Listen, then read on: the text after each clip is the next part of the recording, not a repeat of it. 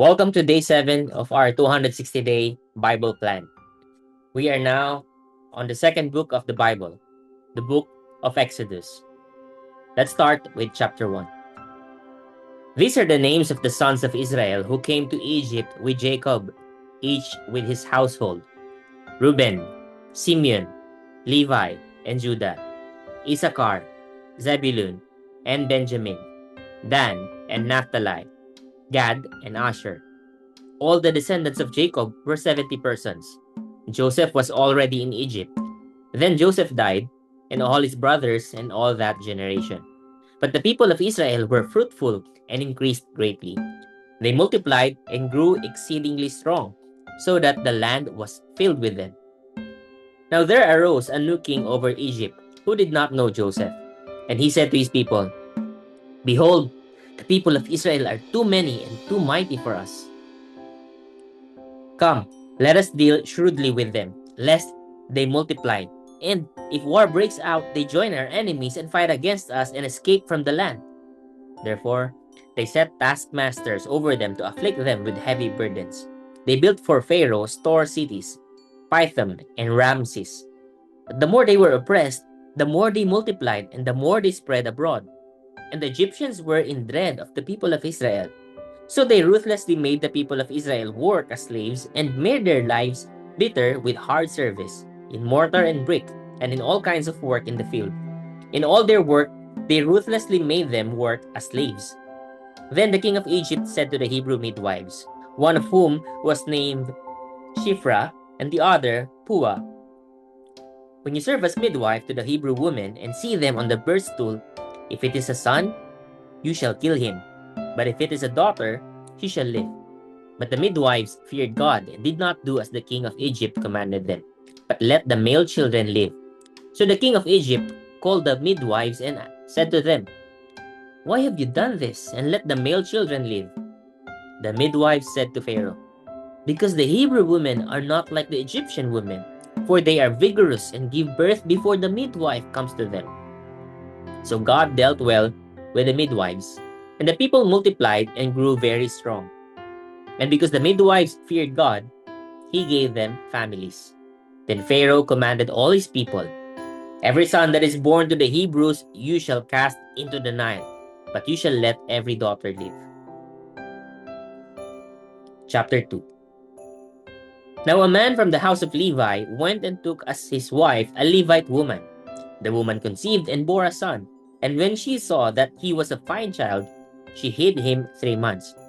When she could hide him no longer, she took for him a basket made of bulrushes and daubed it with bitumen and pitch. She put the child in it and placed it among the reeds by the river bank. And his sister stood at a distance to know what would be done to him. Now the daughter of Pharaoh came down to bathe at the river, while her young women walked beside the river. She saw the basket among the reeds and sent her servant woman, and she took it. When she opened it, she saw the child, and behold, the baby was crying. She took pity on him and said, "This is one of the Hebrews' children." Then his sister said to Pharaoh's daughter, "Shall I go and call you a nurse from the Hebrew women to nurse the child for you?" And Pharaoh's daughter said to her, "Go." So the girl went and called the child's mother. And Pharaoh's daughter said to her, "Take this child away and nurse him for me, and I will give you your wages." So the woman took the child and nursed him. When the child grew older, she brought him to Pharaoh's daughter, and he became her son. She named him Moses, because, she said, "I drew him out of the water." One day, when Moses had grown up, he went out to his people and looked on their burdens, and he saw an Egyptian beating a Hebrew, one of his people. He looked this way and that, and seeing no one, he struck down the Egyptian and hid him in the sand. When he went out the next day, behold, two Hebrews were struggling together. And he said to the man in the wrong, "Why do you strike your companion?" He answered, "Who made you a prince and a judge over us? Do you mean to kill me as you killed the Egyptian?" Then Moses was afraid and thought, "Surely the thing is known." When Pharaoh heard of it, he sought to kill Moses. But Moses fled from Pharaoh and stayed in the land of Midian, and he sat down by a well.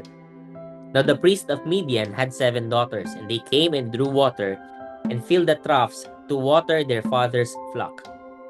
The shepherds came and drove them away, but Moses stood up and saved them and watered their flock. When they came home to their father Reuel, he said, "How is it that you have come home so soon today?" They said, "An Egyptian delivered us out of the hand of the shepherds and even drew water for us and watered the flock." He said to his daughters, "Then where is he? Why have you left the man? Call him that he may eat bread." And Moses was content to dwell with the man, and he gave Moses his daughter Zipporah. She gave birth to a son, and he called his name Gershom, for he said, "I have been a sojourner in a foreign land." During those many days, the king of Egypt died, and the people of Israel groaned because of their slavery and cried out for help. Their cry for rescue from slavery came up to God, and God heard their groaning. And God remembered his covenant with Abraham, with Isaac, and with Jacob. God saw the people of Israel, and God knew. Chapter 3. Now Moses was keeping the flock of his father-in-law, Jethro, the priest of Midian, and he led his flock to the west side of the wilderness and came to Horeb, the mountain of God. And the angel of the Lord appeared to him in a flame of fire out of the midst of a bush. He looked, and behold, the bush was burning, yet it was not consumed. And Moses said, "I will turn aside to see this great sight, why the bush is not burned."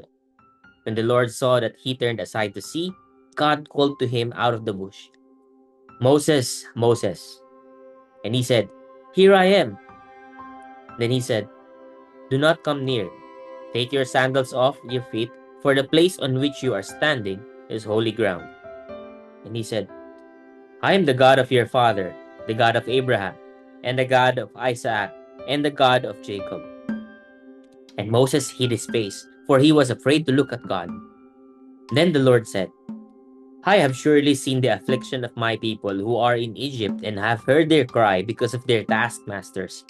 I know their sufferings, and I have come down to deliver them out of the hand of the Egyptians, and to bring them up out of that land to a good and broad land, a land flowing with milk and honey, to the place of the Canaanites, the Hittites, the Amorites, the Perizzites, the Hivites, and the Jebusites.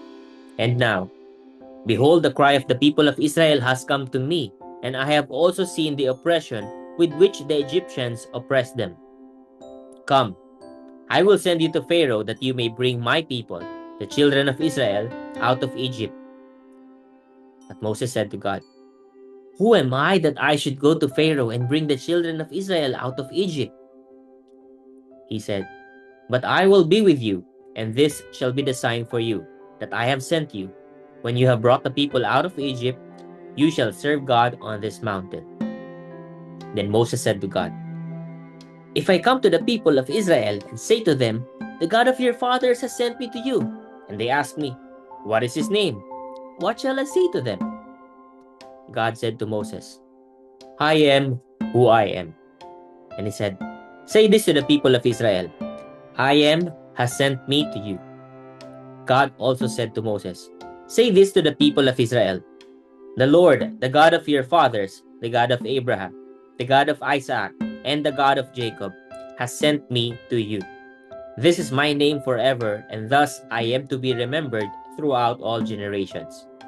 Go and gather the elders of Israel together and say to them, 'The Lord, the God of your fathers, the God of Abraham, of Isaac, and of Jacob, has appeared to me, saying, I have observed you and what has been done to you in Egypt, and I promise that I will bring you up out of the affliction of Egypt to the land of the Canaanites, the Hittites, the Amorites, the Perizzites, the Hivites, and the Jebusites, a land flowing with milk and honey.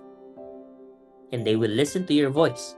And you and the elders of Israel shall go to the king of Egypt and say to him, The Lord, the God of the Hebrews, has met with us. And now, please let us go a 3 days' journey into the wilderness, that we may sacrifice to the Lord our God. But I know that the king of Egypt will not let you go unless compelled by a mighty hand. So I will stretch out my hand and strike Egypt with all the wonders that I will do in it. After that, he will let you go. And I will give this people favor in the sight of the Egyptians. And when you go, you shall not go empty, but each woman shall ask of her neighbor, and any woman who lives in her house, for silver and gold jewelry, and for clothing. You shall put them on your sons and on your daughters. So you shall plunder the Egyptians. Chapter 4. Then Moses answered, But behold, they will not believe me or listen to my voice, for they will say, The Lord did not appear to you. The Lord said to him, What is that in your hand? He said, A staff. And he said, Throw it on the ground. So he threw it on the ground, and it became a serpent, and Moses ran from it. But the Lord said to Moses, Put out your hand and catch it by the tail. So he put out his hand and caught it, and it became a staff in his hand, that they may believe that the Lord, the God of their fathers, the God of Abraham, the God of Isaac, and the God of Jacob, has appeared to you. Again the Lord said to him, Put your hand inside your cloak. And he put his hand inside his cloak, and when he took it out, behold, his hand was leprous like snow. Then God said, Put your hand back inside your cloak. So he put his hand back inside his cloak, and when he took it out, behold, it was restored like the rest of his flesh. If they will not believe you, God said, or listen to the first sign, they may believe the latter sign. If they will not believe even these two signs or listen to your voice, you shall take some water from the Nile and pour it on the dry ground, and the water that you shall take from the Nile will become blood on the dry ground. But Moses said to the Lord, Oh, my Lord, I am not eloquent, either in the past or since you have spoken to your servant, but I am slow of speech and of tongue. Then the Lord said to him, Who has made man's mouth? Who makes him mute, or deaf, or seeing, or blind? Is it not I, the Lord? Now therefore go, and I will be with your mouth, and teach you what you shall speak. But he said, Oh, my Lord, please send someone else.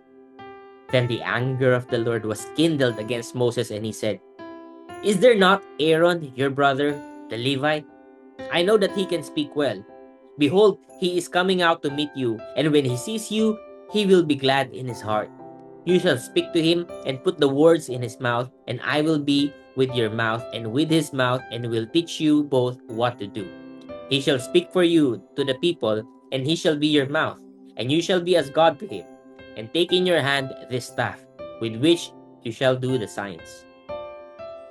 Moses went back to Jethro, his father-in-law, and said to him, Please let me go back to my brothers in Egypt to see whether they are still alive.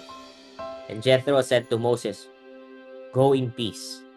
And the Lord said to Moses in Midian, Go back to Egypt, for all the men who were seeking your life are dead. So Moses took his wife and his sons and had them ride on a donkey and went back to the land of Egypt.